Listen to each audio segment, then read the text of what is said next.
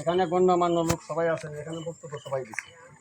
আমরা কত লোক আমি দেখছি আমার সামনে এই যে এমন পিচ্চিরা মাথা ঘুরা এই যে এইটা হইলো কেটা জানি, এটা কে বলে একটা ঘাম আছে, ঘাম, হ্যাঁ এটা কবিলে বেন্ডি। এইটা হলো এই সাইজের, এই সাইজ থেকে এই সাইজের হলো গাঁজাবাটি।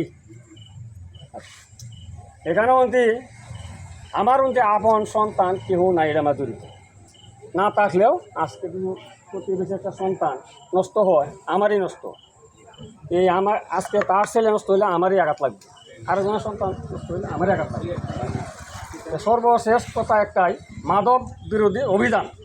আমরা যে মাদকের বিরুদ্ধে না বলতাম সবাই, আমরা যেটা নিয়ে বইছি, এখানেও আমি অনেক কিছু দেখছি আমার চোখের সামনে। আমার ছেলে হইলে, আমি হইলাম মরলের ছেলে কার ব্যবসা করে হইনের হতে এই মরলের ছাড়া লোকে নিচ্ছে। হইনের হতে কিন্তু মরলের হতে আমার হতে কইতেছে এই বেটা আমার বাপ মরল ওহরহ হইতেছে।